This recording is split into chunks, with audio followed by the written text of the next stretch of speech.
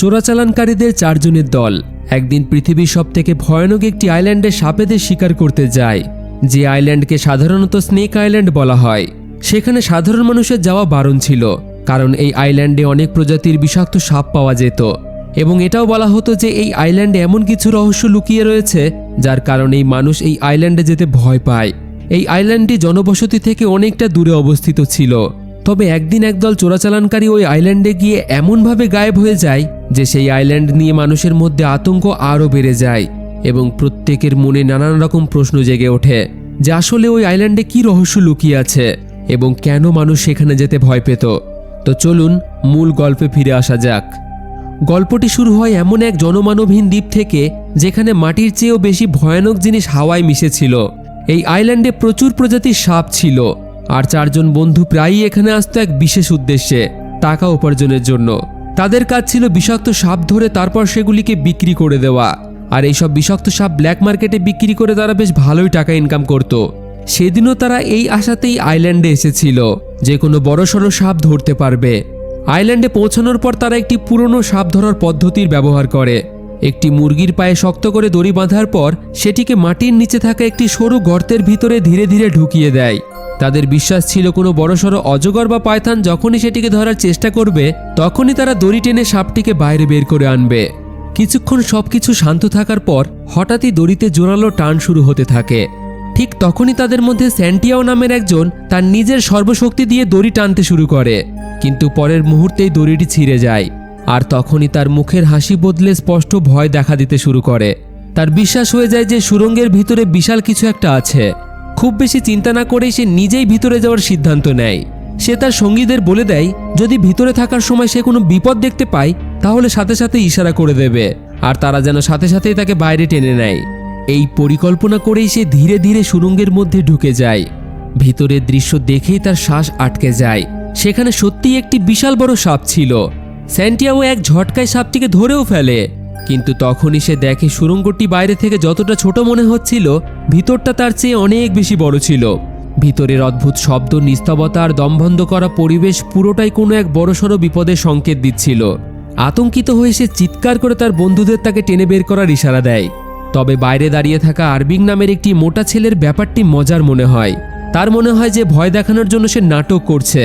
হাসতে হাসতে সাহায্য করার বদলে সে তার পায়ে সুরসুরি দিতে শুরু করে, কিন্তু যখনই তার চিৎকার যন্ত্রণার চিৎকারে পরিণত হয় তখন সব মজা সেখানেই শেষ হয়ে যায়। 3 বন্ধু মিলে একসাথে তাকে টানতে শুরু করে, কিন্তু ততক্ষণে অনেকটাই দেরি হয়ে গেছে। সুড়ঙ্গের ভিতর থেকে এক অত্যন্ত বিশাল আকারের সাপ এক ঝটকায় মুহূর্তের মধ্যে তাকে নিজের কবজায় নিয়ে ভিতরে টেনে নিয়ে চলে যায়। আতঙ্কিত হয়ে আরবিং হাত বাড়িয়ে তাকে বাঁচানোর চেষ্টা করে, কিন্তু পরের মুহূর্তেই একটি সাপ তার হাতে কামড়ে ধরে। অনেক কষ্টে তাকে বাইরে বার করার পর তার হাতে লেগে থাকা ওই সাপটিকে 2 টুকরো করে দেয় তারা, কিন্তু ততক্ষণে ক্ষতি যা হওয়ার হয়ে গেছে। সুড়ঙ্গের ভিতর থেকে আসা সেই ভয়ঙ্কর অদ্ভুত শব্দগুলো কোনো সাধারণ সাপের মনে হচ্ছিল না। সবারই এটাই ধারণা হতে শুরু করে সেই গুহাতে কোনো সাধারণ সাপ নয়, বরং কোনো দানব লুকিয়ে আছে। ভয়ে তারা পিছনে ফিরে আর না তাকিয়ে তাদের নৌকার দিকে পালিয়ে যায়। দিন গড়িয়ে রাত হয়ে আসে। মেঘলা আকাশের কারণে প্রবল ধারে বৃষ্টি হতে শুরু করে। নৌকা নিয়ে যাওয়ার সময় আরবিংকে খুবই দুঃখিত দেখা যায়। তার জন্যই তাদের বন্ধু সান্তিয়াগোর আজ মৃত্যু হয়ে গেছে। এই নিয়ে নৌকায় তর্কও শুরু হয়, কিন্তু ঠিক তখনই হঠাৎ তাদের নৌকায় নিচে থেকে একটি জোরালো ধাক্কা লাগে। তারা বুঝতে পারে সেই ভয়ানক দানব নিশ্চয়ই তাদের পিছু করছে। প্রচণ্ড ভয়ে তাদের হাত পা কাঁপতে থাকে। তখনই তাদের কিছু বুঝে ওঠার আগেই নৌকায় আরও একটি প্রচণ্ড জোরালো ধাক্কা লাগে। এবার ধাক্কাটি এতটাই জোরালো হয় যে পুরো নৌকাটি টালমাটাল হয়ে যায়। যথারীতি ডাবিং নামের একজন ছেলে সরাসরি জলে পড়ে যায়। ডাবিংকে পড়তে দেখে বামিয়ান আতঙ্কিত হয়ে নৌকার উপরে উঠে তাড়াতাড়ি আলো জ্বালিয়ে দেয়। ওদিকে আরবিং আর দেরি না করে দড়ি দিয়ে বাঁধা একটি টায়ার জলে ফেলে দেয় যাতে ডাবিং সেটি ধরতে পারে। এই সব কিছু মাত্র কয়েক সেকেন্ডের মধ্যেই ঘটে যায়। আতঙ্ক প্রতি সেকেন্ডে সেকেন্ডে বাড়তে থাকে। এরই মধ্যে যখন আরবিংয়ের নজর বামিয়ানের দিকে পড়ে তাদের গায়ের রক্ত ঠান্ডা হয়ে আসে। সে তার পিছনে একটি বিশাল আকৃতির সাপকে দাঁড়িয়ে থাকতে দেখে এবং পরের মুহূর্তেই সাপটি সেখান থেকে অদৃশ্য হয়ে যায়, যেন মনে হচ্ছিল জলের মধ্যেই মিলিয়ে গেছে। আর ঠিক তখনই কিছু করার আগেই সেই সাপটি জলের মধ্যে থাকা ডাবিংয়ের উপর হামলা করে। মুহূর্তের মধ্যেই তাকে নিয়ে জলের নিচে চলে যায়। আরবিং সাহস দেখিয়ে ধারালো বল্লভ দিয়ে সাপটিকে মারার চেষ্টা করে, কিন্তু সেই সাপটি কোনো সাধারণ সাপ ছিল না, সাপটি পাল্টা সজোরে নৌকায় ধাক্কা মারতে আরবিং হাওয়ায় ছিটকে যায়। এক ঝটকায় সাপটি তাকে কামড়ে ধরে এবং সেও সাপের শিকারে পরিণত হয়। এখন নৌকায় শুধু বামিয়ান বেঁচে ছিল। সে ওই বিশাল সাপের আকার দেখে তার হাত পা থরথর করে কাঁপছিল। সে কাঁপতে কাঁপতে এদিক ওদিক চিৎকার করতে থাকে, প্রাণ ভিক্ষা চাইতে লাগে। বারবারই সে বলছিল, আমাকে ছেড়ে দাও, আমি আর কোনোদিনই সাপ ধরব না। কিন্তু কিছুক্ষণ পরেই সাপটি নৌকার উপর উঠে তার দিকে এগিয়ে আসতে থাকে। তখনই বামিয়ানের নজর নৌকায় রাখা ক্যামেরার পাশে পড়ে থাকা কিছু অদ্ভুত জিনিসের উপর যায়, আর সেগুলি ছিল সাপের ডিম। আসলে এটাই ছিল কারণ যার জন্য ওই বিশাল সাপটি এই নৌকার পিছু করছিল। নিজের ডিমগুলি নৌকায় দেখা মাত্র সেই সাপটি আরও হিংস্র হয়ে ওঠে এবং পরের মুহূর্তে বামিয়ানেরও প্রাণ চলে যায়। কিছুদিন পরের দৃশ্য দেখানো হয়। একজন মহিলা আতঙ্কিত অবস্থায় সেন নামে এক ব্যক্তিকে তার বাড়ির দিকে নিয়ে যাচ্ছিল। আসলে সেন ছিল একজন পেশাদার স্নেক রেস্কিউয়ার, মানে সাপ ধরে যারা। ওই মহিলার বাড়িতে একটি বিষাক্ত সাপ ঢুকে এসেছিল, তাই সে সাহায্যের জন্য সেনকে ডেকেছিল। ঘরের ভিতরে পা রাখতেই সেনের নজরে কিছু সাপের ডিমের উপর পড়ে, আর এই সাপটি এই ডিমের কারণেই এখানে এসেছিল। এরপর জিজ্ঞাসাবাদ করে সে জানতে পারে এই ডিমগুলো ওই মহিলার স্বামী নাকি কোথাও থেকে কুড়িয়ে এনেছে। এটা শুনে সেন পরিষ্কার ভাষায় জানিয়ে দেয় সাপটি এই ডিমগুলোর কারণেই এখানে এসেছে। ঠিক তখনই উপরের ঘর থেকে নড়াচড়ার আওয়াজ শুনতে পায় সে। সেন ধীরে ধীরে উপরে ওঠে। সে দেখে ঘরের এক কোণে সেই মহিলার স্বামী এবং তার সন্তান ভয়ে গুটিসুটি মেরে বসে আছে। আর এইভাবে বসে থাকার কারণ তাদের সামনে সেই বিষধর সাপটি ফনা তুলে দাঁড়িয়ে আছে। সাপটি হঠাৎ সেনের উপরে হামলা করার চেষ্টা করে, কিন্তু সেন তার কাজে এতটাই প্রফেশনাল ছিল যে মাত্র কয়েক সেকেন্ডের মধ্যেই শুধু একটি দড়ির সাহায্যেই সে সাপটিকে ধরে ফেলে এবং সেনের জন্যই ওই মহিলার পরিবার বেঁচে যায়। মহিলাটি এবং তার ছোট্ট ছেলে সেনকে ধন্যবাদ জানায়। তখন সেন তাদেরকে বলে, সাপেরা খারাপ হয় না, তারা বিনা কারণে আক্রমণ করে না। শুধু তোমার বাবাকে বলো আজ থেকে যেন কখনো সাপের ডিম না চুরি করে। ঠিক তখনই সেনের কাছে তার বন্ধু মাফিন ছুটে আসে, এসেই বলে বামিয়ানের কিছু হয়েছে। এরপর সে তার মোবাইলটি সেনের সামনে ধরে। মোবাইলটিতে একটি নিউজ ক্লিপ চলছিল। সেখানে বলা হচ্ছিল যে কয়েকদিন আগে সমুদ্রে ঘটে যাওয়া রহস্যময় ঘটনার পর এখন পুলিশের কাছে সমুদ্রের তীরে বামিয়ানের লাশ এবং তার কিছু জিনিসপত্র পাওয়া গেছে। লাশের অবস্থা দেখে পরিষ্কার বোঝা যাচ্ছিল যে এটি কোনো সাধারণ দুর্ঘটনা ছিল না। এই খবর দেখা মাত্রই সেন আর এক মুহূর্তও দেরি করে না। সে এই কেসের গুরুত্বপূর্ণ কিছু তথ্য সংগ্রহ করে সরাসরি ওয়াইল্ড লাইফ প্রোটেকশন অ্যাসোসিয়েশনে একটি মিটিংয়ের আয়োজন করে এবং সেই অফিসে ছুটে যায়। সেখানে সে বামিয়ানের ছবিগুলো সবার সামনে তুলে ধরে এবং বোঝায় যে বামিয়ানের শরীরের উপর থাকা দাঁতের দাগ কোনো সাধারণ সাপের নয়। তার মতে এই দাগগুলো টাইটান পাইথনের, যার দৈর্ঘ্য প্রায় 15 মিটার পর্যন্ত হতে পারে এবং এমন সাপ শুধুমাত্র একটি জায়গাতেই পাওয়া যায়, সেটা হলো স্নেক আইল্যান্ড। সেনের বিশ্বাস ছিল যে এখন আর দেরি করা উচিত নয়। সে অ্যাসোসিয়েশনের ক্ষমতার ব্যবহার করে সরকারের কাছে স্নেক আইল্যান্ডকে নেচার রিজার্ভ হিসেবে ঘোষণা করার আবেদন করার কথা বলে, যাতে এই বিলুপ্ত হওয়া সাপকে বাঁচিয়ে রাখা যায়। আসলে এই জায়গায় চায়নার এক বিখ্যাত টিয়ং নামের কোম্পানি সরকারের অনুমতি নিয়ে ইকো ট্যুরিজম পার্ক বানাতে চাইছিল, যাতে দেশ বিদেশ থেকে ট্যুরিস্টরা এখানে আসে। আর এই টিয়াং কোম্পানির চেয়ারম্যানের ইন্টারভিউ সে কিছুক্ষণ আগেই দেখেছে। এই প্রজেক্টে সে অনেক মিলিয়ন টাকা লাগিয়েছে।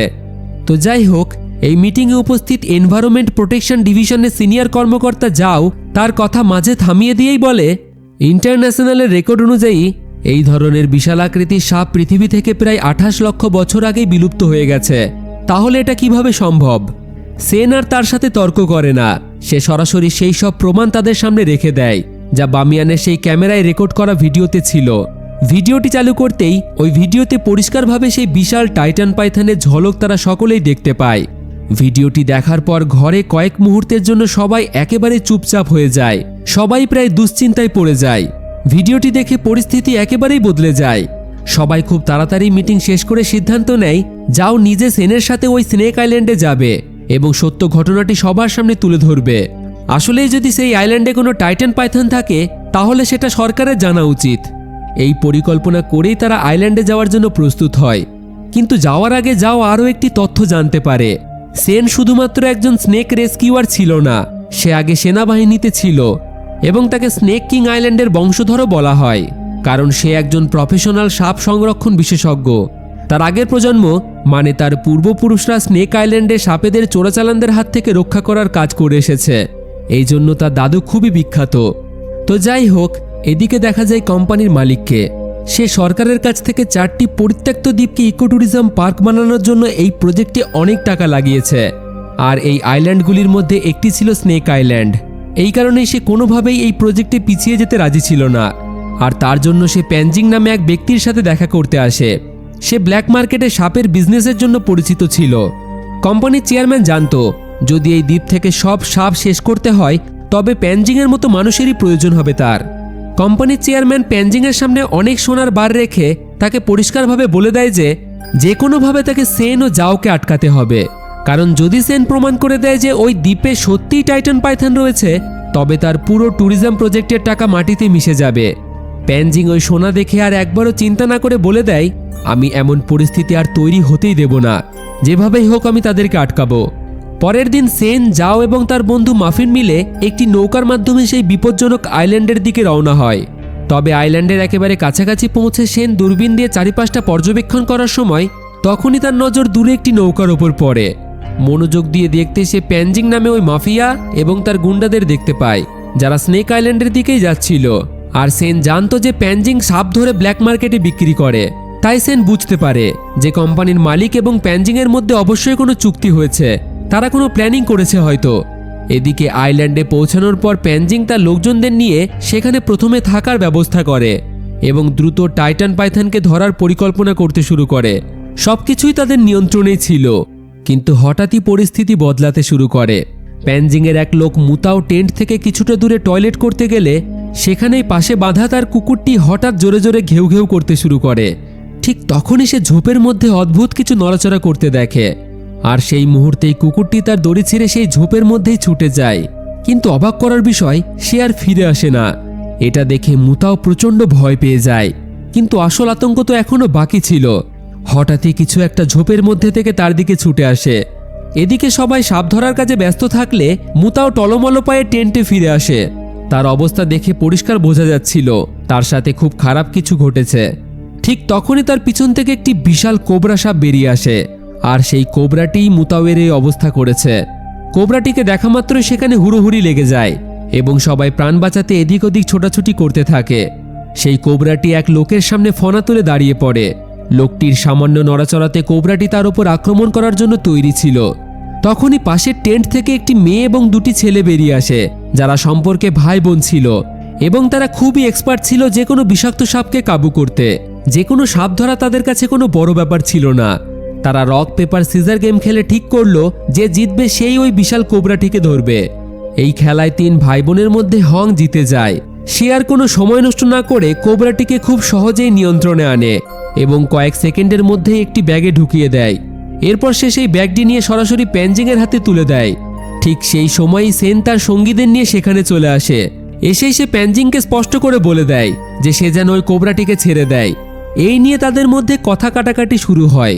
কিছুক্ষণ তর্কের পর প্যানজিং হেসে হেসে তাকে বলে সেন যদি তার হাত থেকে ওই কোবরার ব্যাগটিকে কেড়ে নিতে পারে তবে সে সেটি নিয়ে যেতে পারে। এই নিয়ে দুজনের মধ্যে হাতাহাতিও শুরু হয়ে যায়। সেনের আর্মি ট্রেনিং এখানে কাজে লাগে। সে এমনভাবে তার সাথে ফাইট করে যে মাত্র কিছু সময়ের মধ্যেই সে প্যানজিংকে কাবু করে ফেলে এবং কোবরার ব্যাগটি কাছ থেকে কেড়ে নেয়। নিজের বসকে হারতে দেখে প্যানজিংয়ের গুন্ডারা তাদেরকে মারার জন্য এগিয়ে আসে।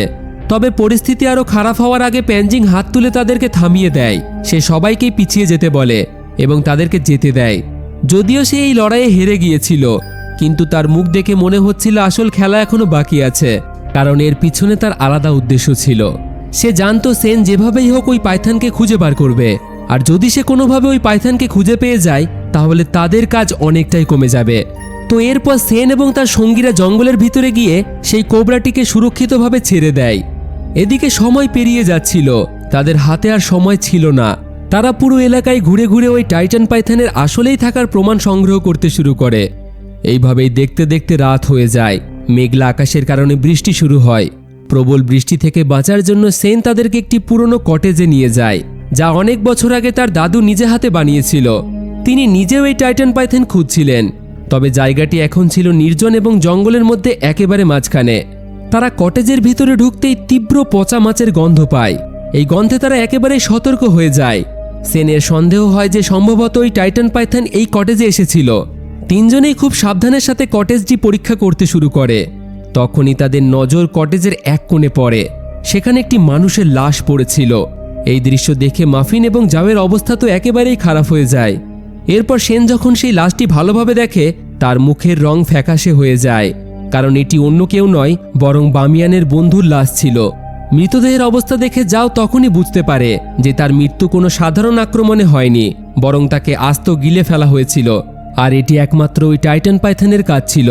এই কটেজে তারা কোনো রকম সিগন্যাল পাচ্ছিল না, তাই পুলিশের সাথে কোনো রকম যোগাযোগ করতেই তারা পারছিল না। তবে সেন ঠিক করে যে যখনই নেটওয়ার্ক পাওয়া যাবে সে পুলিশকে এই লাশের সম্পর্কে জানিয়ে দেবে। এরপর কটেজের দেওয়ালে তাদের নজর যেতেই সেখানে বড় একটি গর্ত দেখতে পায়। তিনজন মিলে সেই গর্তের সামনে ভারী আসবাবপত্র রেখে দেয় যাতে কোনো সাপ ভিতরে ঢুকতে না পারে।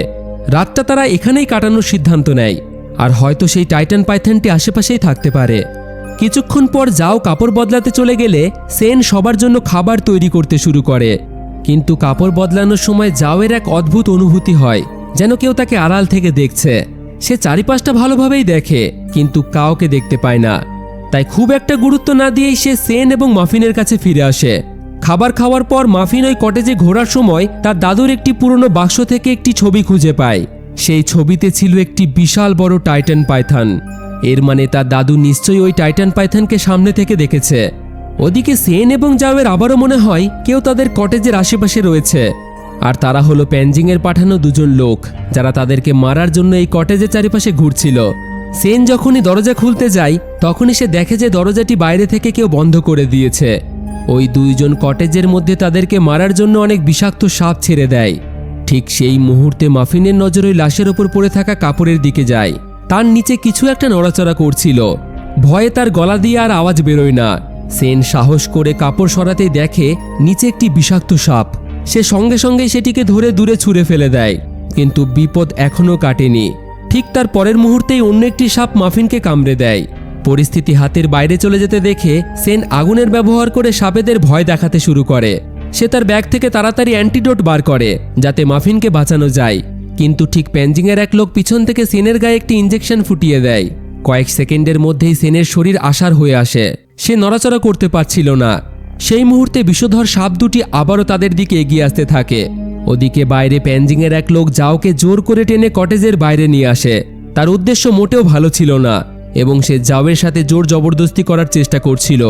আর সে ছিল ওই তিন ভাই বোনের মধ্যে একজন যারা প্যানজিংয়ের হয়ে সাপ ধরার জন্য এই আইল্যান্ডে এসেছিল। ঠিক তখনই জঙ্গলের ভিতর থেকে কিছু একটা আসতে দেখা যায়, আর সেটা ছিল ওই বিশাল টাইটান পাইথন। মুহূর্তের মধ্যেই পাইথনটি ওই লোকটিকে এক কামড়ে টেনে নিয়ে জঙ্গলের মধ্যে চলে যায়। যাও কোনো মতে তার হাত থেকে বাঁচে। যাও আতঙ্কিত হয়ে দৌড়ে কটেজের ভিতরে ফিরে আসে এবং সেন ও মাফিনের অবস্থা দেখে বুক কেঁপে ওঠে তার। সেন অত্যন্ত কষ্টে তাকে অ্যান্টিডোটের দিকে ইশারা করে মাফিনকে অ্যান্টিডোট দিতে বলে। সময় নষ্ট না করে যাও দুইজনকে ইঞ্জেকশন দিলেই তাদের প্রাণ রক্ষা পায়। পরদিন সকালে পরিস্থিতি কিছুটা স্বাভাবিক হলে তারা তিনজন আবার টাইটান পাইথনের খোঁজে বের হয়ে যায়। তাদের লক্ষ্যই ছিল যেভাবেই হোক টাইটান পাইথনকে প্যানজিংয়ের হাত থেকে রক্ষা করা। তল্লাশির সময় একটি গাছে তারা সাপের একটি বিশাল খোলস ঝুলতে দেখে, আর এটি ছিল ওই টাইটান পাইথনের প্রমাণ যে পাইথনটি সত্যিই এই আইল্যান্ডে রয়েছে। তবে সেন জানত যে শুধু এইটুকুই যথেষ্ট নয়, সত্য প্রমাণ করতে তাদের আরও জোরালো প্রমাণের প্রয়োজন। এই সময় তাদের নজর যায় মাটিতে পড়ে থাকা প্যানজিংয়ের সেই লোক ইয়ংয়ের উপর। তার অবস্থা ছিল আশঙ্কাজনক, যেন যে কোনো মুহূর্তে মারা যাবে সে প্যানজিংয়ের লোক জেনেও সেন তাকে বাঁচানোর জন্য আর দেরি না করে ওই অ্যান্টিডোট দেয়। ধীরে ধীরে ইয়ংয়ের শ্বাস প্রশ্বাস স্বাভাবিক হয়ে আসে, কিন্তু তখনই যাও ইয়ংয়ের শরীরে এক অদ্ভুত লিকুইড লেগে থাকতে দেখে। এটা দেখে তার বুঝতে আর দেরি হয় না যে এই চিহ্ন টাইটান পাইথনের, যার অর্থ হলো পাইথনটির পেটে ডিম রয়েছে। এরপর তারা ইয়ংকে প্যানজিংয়ের কাছে নিয়ে আসে। প্রথমে প্যানজিং ভাবে যে সেনই হয়তো ইয়ংয়ের এই অবস্থা করেছে, তবে পরিস্থিতি খারাপ হওয়ার আগে ইয়ংয়ের জ্ঞান ফিরলে সে পরিষ্কার জানিয়ে দেয় যে তার এই অবস্থার জন্য এরা দায়ী নয়, বরং ওই টাইটান পাইথন হামলা করেছিল কাল রাতে। সত্যটা সামনে আসতেই প্যানজিংয়ের আচরণ পুরোপুরি বদলে যায়। আসলে ইয়ং ছিল তার নিজের ভাই। তার ভাইয়ের প্রাণ বাঁচানোর কৃতজ্ঞতায় সে সেনকে প্রচুর সোনা দিতে যায়, কিন্তু সেন তা নিতে রাজি হয় না, কারণ সে খুবই সৎ একজন মানুষ ছিল। সে টাকার জন্য ইয়ংকে বাঁচায়নি।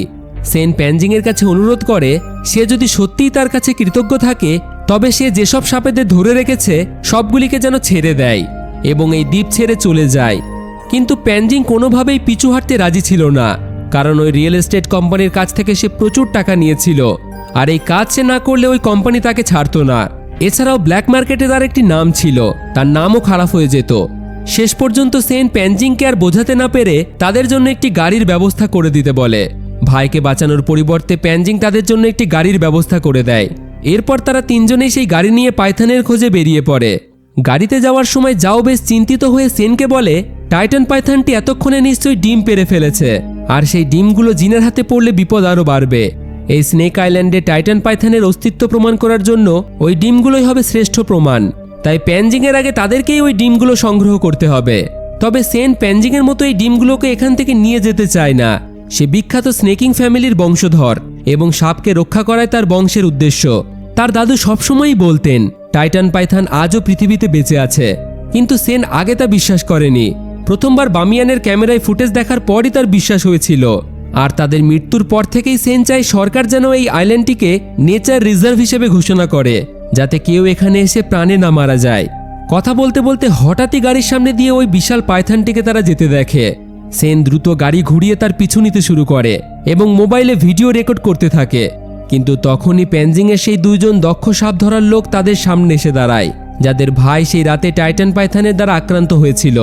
তারা ভেবেছিল সেনই তাদের ভাইয়ের মৃত্যুর কারণ, আর এই নিয়েই দুজনের মধ্যে হাতাহাতি শুরু হয়। সেন ও মাফিন কোনো মতে অনেক চেষ্টার পর ওই দুজনকে মেরে অজ্ঞান করে দেয়, কিন্তু তারা খেয়াল করে যাও সেখানে নেই। যাও একাই টাইটান পাইথনের পিছনে ছুটেছে। কিছুক্ষণ পর দেখা যায় সে পাইথনের গুহার মুখে পৌঁছে গেছে। ভয়ে ভয়ে সে ভিতরে ঢোকে। এরপর সে ভিতরে আলো ফেলতেই দেখে সেখানে অনেকগুলি বিশাল বড় বড় টাইটান পাইথনের ডিম রয়েছে। যাও দড়ির সাহায্যে নিচে নামে এবং একটি ডিম নিজের ব্যাগে ভরে নেয়। সেখানে তখন ওই টাইটান পাইথন ছিল না, কিন্তু উপরে ওঠার সময় তখনই নিচ থেকে কেউ তার পা জড়িয়ে ধরে। আর এটা ছিল প্যানজিংয়ের সেই লোকটি যাকে পাইথন গিলে ফেলেছিল। কিন্তু পাইথন তাকে না মেরে তার গুহায় নিয়ে আসে, আর সে এখনো বেঁচে ছিল। কোনোভাবে সে যাওকে মারতে চাইছিল। সে যাওয়ের পা ধরে নিচের দিকে টানতে শুরু করে। সেই সময় যাও ব্যাগ থেকে একটি বিষের কৌটো বার করে তার মুখে ঢেলে দেয়, আর এই হুড়োহুড়িতে পাইথনের কিছু ডিম ভেঙে যায়। ডিম ভাঙার শব্দ শুনে দ্রুত কোথার থেকে পাইথনটি চলে আসে এবং ডিমগুলি ভাঙা দেখে প্রচণ্ড রেগে এক ঝটকায় তাকে চিবিয়ে খেয়ে ফেলে। যাও এই সুযোগে গুহা থেকে ডিম নিয়ে পালিয়ে যায়।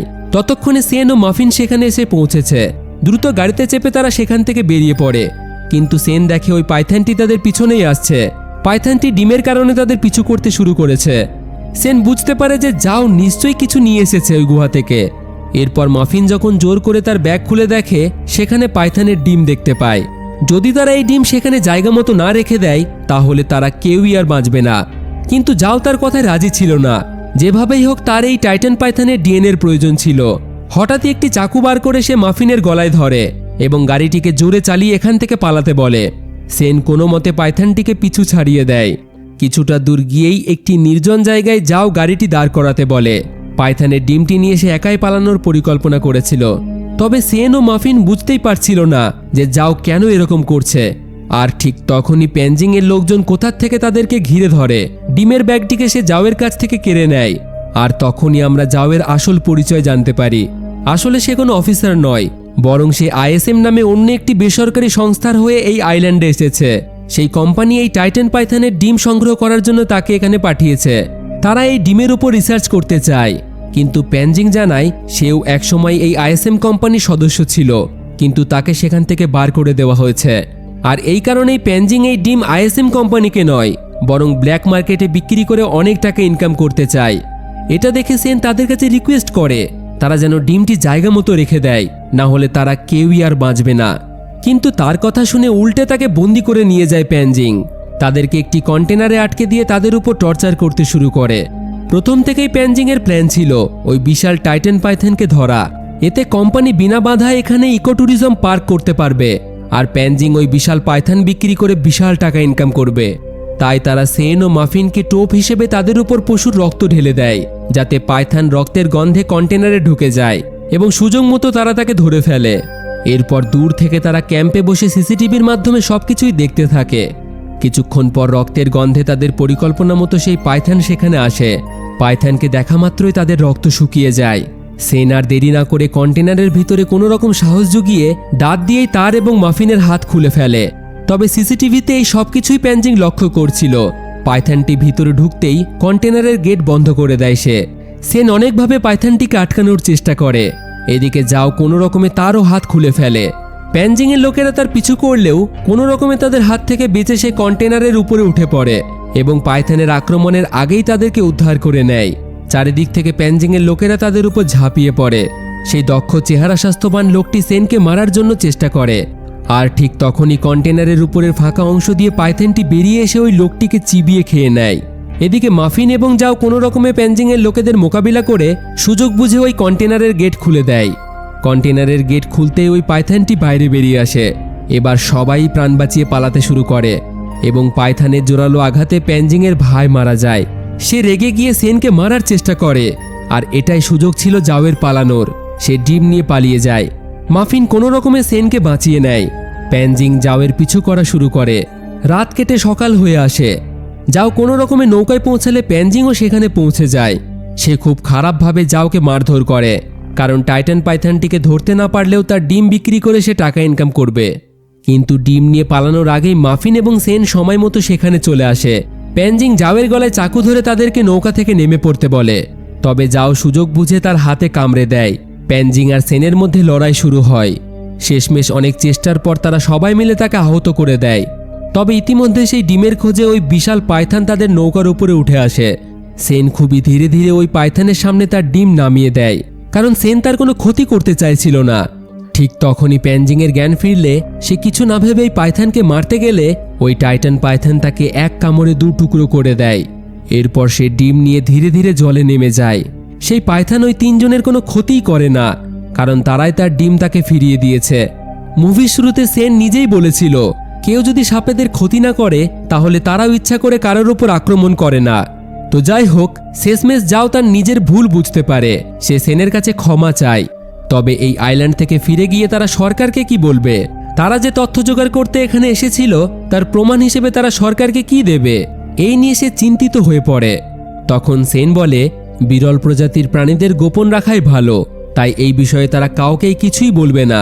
তবে হ্যাঁ, সরকারের কাছে তারা আবেদন করবে যেন এই স্নেক আইল্যান্ডকে ইকো ট্যুরিজম পার্ক না বানিয়ে এটিকে নেচার রিজার্ভ হিসেবে ঘোষণা করতে হবে, যাতে এই বিরল প্রজাতির সাপেরা এই আইল্যান্ডে ভালোভাবে বেঁচে থাকতে পারে।